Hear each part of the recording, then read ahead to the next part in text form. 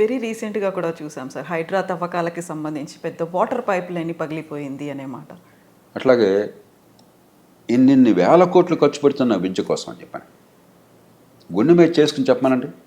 మా పాఠశాలల్లో పిల్లలకి ఏ కుటుంబం నుంచి వచ్చినా కూడా ఖచ్చితంగా మంచి ప్రమాణాల విద్య అందుతోంది, వాళ్ళ ప్రతిభ వికసిస్తోంది, ఎదిగే అవకాశం వస్తుంది. మీరు చెప్పనండి ఒకసారి. నేను ఛాలెంజ్ చేస్తున్నాను మిమ్మల్ని బహిరంగంగా. ఎంత అధ్వానమైన చదువు అందుతుంది, ఇంత డబ్బు ఖర్చు పెడుతున్నామే.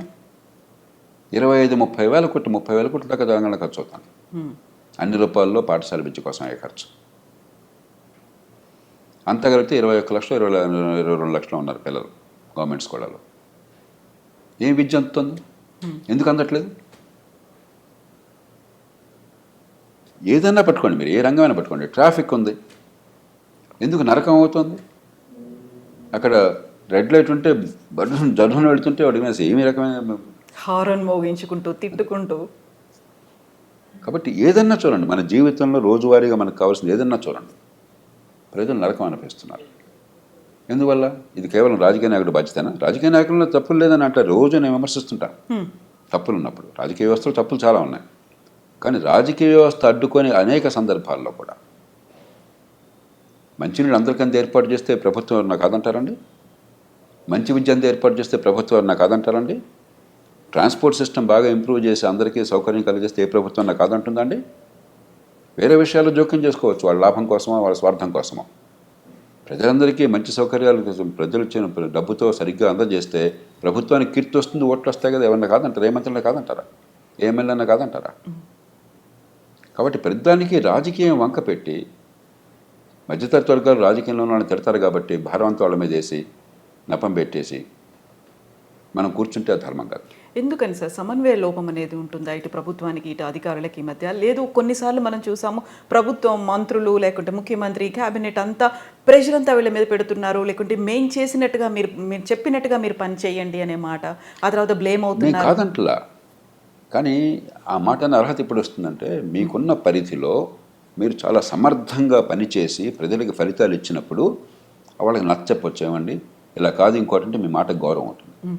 ప్రధానంలో నో అన్న మాటే మీ నుంచి వచ్చి మీ నుంచి ఏ పని కాకుండా ఉండి ప్రజలకు పనికి వచ్చేది జరగకుండా ఉండి మీరు ప్రధానికి నో అంటే వాడిని గౌరవిస్తారు మిమ్మల్ని? ఎన్నికైన వాడు వాళ్ళమే ఒత్తిళ్ళు ప్రజల నుంచి చాలా ఉన్నాయి పొద్దున్న సాయంత్రం దాకా.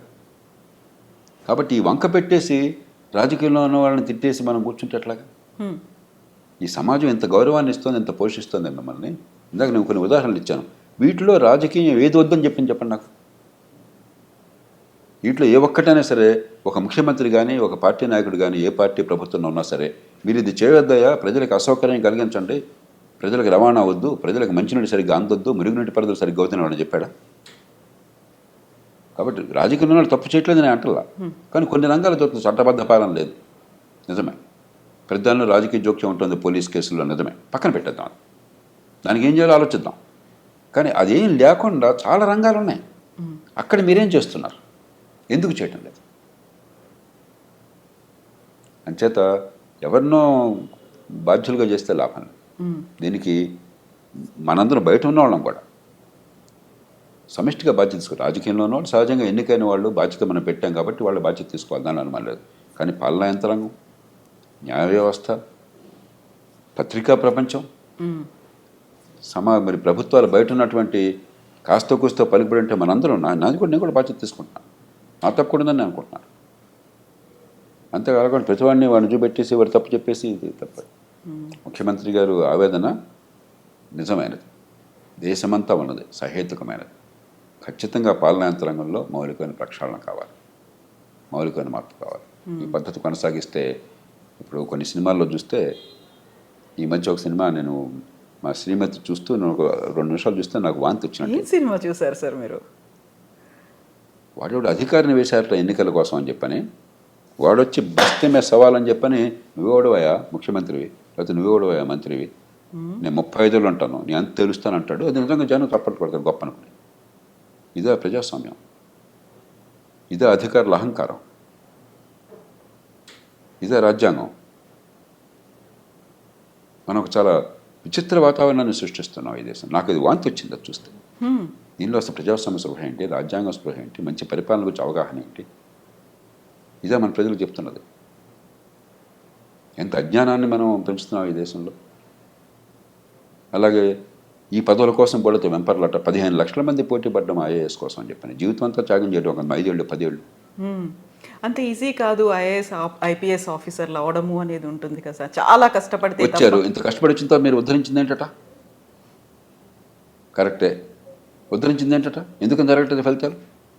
నేను కోపంతో చెప్పట్లా, ద్వేషంతో చెప్పట్లా. నేను ఆ పదవుల్లో ఉన్నవాడిని. నేను నిస్పృహతో బయటకు వచ్చినవాడిని కాదు, నిరాశతో పనికి రాకుండా బయటకు వచ్చినవాడిని కాదు, ఫెయిల్ అయినవాడిని కాదు. నన్ను ఎవరు భారతదేశంలో ఒక అధికారిగా ఫెయిల్ అయినా ఎవరో ఏ మనిషిని అనుకోవట్లా. నన్ను బాగా తిట్టేవాళ్ళు కూడా ఆ మాట ఇప్పుడు అనలేంతవరకు సాధ్యం కాదు. అది ఒక ఆవేదనతో చెప్తున్నాను. ఇంత అవకాశాన్ని సమాజం మీకు ఇచ్చి నెత్తిన పెట్టుకుంటే మీ వల్ల ఏం జరుగుతుంది ప్రజలు? ఇది పోగా అహంకారం చాలామందికి. ప్రజల గురించి పట్టించుకునేది లేదు, వాళ్ళ బాధల గురించి పట్టించుకునేది లేదు.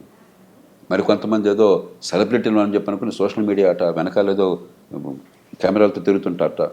ప్రభుత్వాలకు సిగ్గుంటే డిస్మిస్ చేయాలి వాళ్ళని. మనం బ్రిటిష్ పరిపాలన యంత్రాంగాన్ని అనుకరించాం. ఎనానిమిటీ దానిలో ముఖ్యమైనది, మెరిటాక్రసీ, మీ ప్రతిభ వల్ల రావటం, పొలిటికల్ న్యూట్రాలిటీ, పక్షపాత రాజకీయాలు లేకుండా ఉండటం, ఎనానిమిటీ, పబ్లిక్ సర్వీస్, ఇవి మౌలికమైన లక్ష్యాలు. అవన్నీ మర్చిపోయి మీరేదో స్టార్లాగా బిహేవ్ చేయటం నాకు అర్థం కాదు. ఎంత విచిత్రంగా ఉంది అసలు, ప్రవర్తన అంత వెకిలిగా ఉంది. దాన్ని ఎలా సహిస్తున్నారు ఈ రాజకీయంలో ఉన్నవాళ్ళు? దానికి ముఖ్యమంత్రి గారిని కూడా బాధ్యతలు చేస్తున్నాను. మీరేం చేస్తున్నారు మరి? మీ ఆధీనంలో పరిపాలన యంత్రాంగం అంటే వాళ్ళలో క్రమశిక్షణ పెట్టి కొన్ని ఏ రకంగా చేస్తే మేము గౌరవిస్తాం, ఏ రకంగా చేస్తే మేము ఊరుకోమని చెప్పిన సంకేతాన్ని ఇచ్చే బాధ్యత మీకు కూడా ఉంది. సో ఈ మధ్యన ఒక ఇన్సిడెంట్ చూసాము. తెలంగాణ రాష్ట్రంలో ఒక మంత్రి కలెక్టర్ మీద అసహనం వ్యక్తం చేశారు, పబ్లిక్గా వాళ్ళని విమర్శించారు అనే వాదన వినిపించింది. ఆ తర్వాత కలెక్టర్ అక్కడి నుంచి తప్పుకున్నారు, పోస్టులు పెడుతున్నారు అనేది. సో కొటేషన్స్ రూపంలో, మోటివేషనల్ కోట్స్ రూపంలో వస్తున్నాయి అనేది. ఇన్ఫ్లుయెన్స్ ఎవరిని చేస్తున్నారు సార్? నాకు ఈ సంఘటన తెలియదు కాబట్టి దాని గురించి పురాపురాలు తెలియకుండా మాట్లాడాను. మనకేమిటంటే 2 విషయాలు మనకు చాలా స్పష్టత ఉండాలి. ప్రజాస్వామ్య సమాజంలో తుది బాధ్యత వహించేది ఎన్నికైన ప్రభుత్వము, ఎన్నికైన ప్రతినిధులు. కాబట్టి తుది నిర్ణయం తీసుకునే అధికారం రాజ్యాంగం పరిధి లోపల ఎన్నికైన ప్రభుత్వానికి. మనం ఏంటనుకుంటున్నామంటే అధికార యంత్రాంగానికే పాత్ర ఉంటుంది. వీళ్ళంతా ఊరికే వచ్చారు, వీళ్ళు వస్తారు, రేపు పోతారు, 35 ఏళ్ళు మేము ఉంటాం, వాడు వచ్చి రేపు ఓడిపోతాడు. చాలా సినిమాలో డైలాగ్ కూడా, నేను ఐఏఎస్ పరీక్షలకు వచ్చాను, కావాలంటే పొద్దున్న ఎమ్మెల్యే, ఎంపీ, మంత్రిని కాగలను, నువ్వు అవుతావా? ఇది గొప్ప విషయం లాగా. అంటే ఇక్కడ ప్రజాప్రతినిధులకు పెద్దగా చదువు ఉండట్లేదు, క్వాలిఫికేషన్ అనేది ఈ లేదు. ఆలోచనే మూర్ఖమైనది, అప్రజాస్వామికమైనది, అవాస్తవమైనది. ఒకరోజు పరీక్ష రాసిన మాత్రం చేత గొప్పవాడు కాలేడు ఎవడొకడు. ఆ రోజు నువ్వు చదువుకున్నవి వచ్చి ఉండొచ్చు, నువ్వు బాగా బట్టి ఉండొచ్చు, లేకపోతే ఎగ్జామినర్ ఆ రోజు సంతోషంగా ఉండొచ్చు, అదృష్టం కలిసి రావచ్చు ఉండొచ్చు.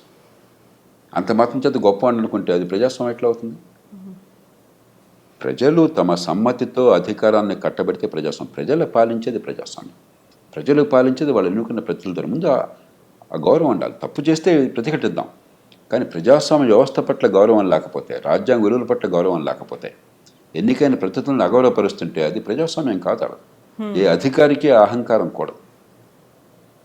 అది మిలిటరీ అధికారి కావచ్చు, సివిల్ అధికారి కావచ్చు, న్యాయమూర్తి కావచ్చు.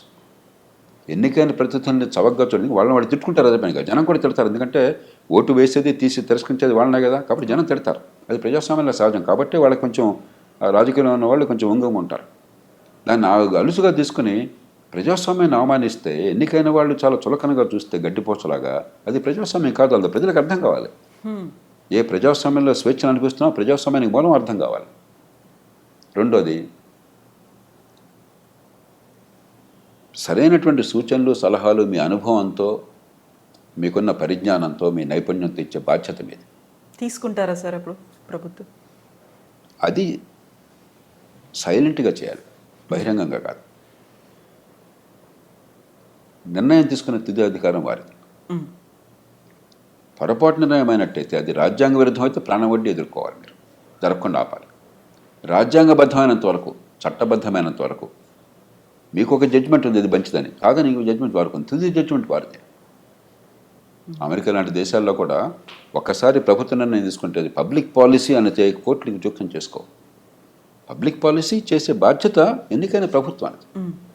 మీరు ఇక్కడ కూర్చుని బాగోగుల నుంచి అధికారం మీకు లేదు. విమర్శించవచ్చు ప్రజలు, చట్టసభలో విమర్శించవచ్చు. ప్రజల దగ్గర మళ్ళీ పోయి తప్పు నిర్ణయాలు చేశారు, ప్రజలు అన్యాయం చెప్పచ్చు.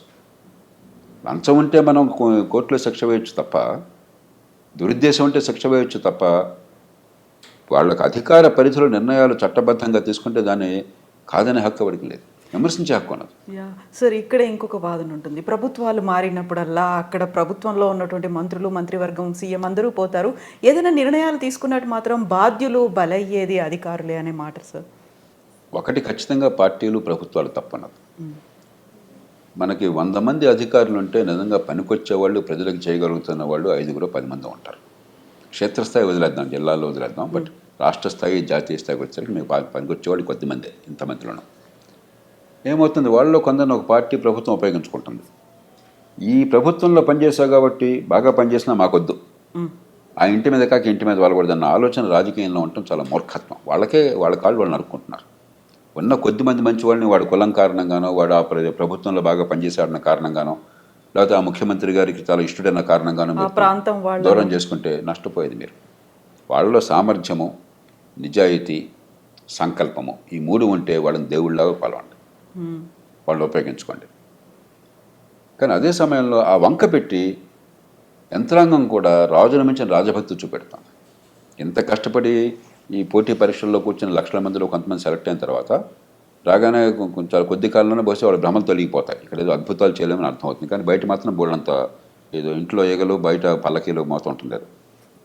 దాంతో వీళ్ళు ఏంటంటే ఒక నిబ్బరంతో మనకు వచ్చిన అవకాశాన్ని ఉపయోగించుకోవడం, ప్రజలకు సేవ చేయడం కాకుండా ఆడంబరము, అహంకారము. కాబట్టి మనం పెరగాలి కాబట్టి పైవాడికి కాళ్ళు పట్టుకోవడము, రాజుల మించిన రాజభక్తి, వాడితో లాలుచిపడ్డము. ముఖ్యమంత్రి గారు చెప్పినట్టుగా వాడు ఒక తప్పు చేయమని చెప్పంటే 10 తప్పులు మార్గం చూపెట్టడము. వాడు 100 రూపాయలు తింటే వీడు 1000 రూపాయలు తింటాము. ఇది ఎలా మంచి పాలన అవుతుంది? కాబట్టి ఖచ్చితంగా రాజకీయంలో తప్పులు ఉన్నాయి, దానిలో అనుమానం లేదు. మన రాజకీయంలో ఉన్న అవ్యవస్థ మనందరికీ తెలుసు. ఆ వంకగా మరి పరిపాలన యంత్రాంగం మరిన్ని తప్పులు చేస్తాను. కాబట్టి వాళ్ళ వంకేలు చూపితే లాభం లేదు.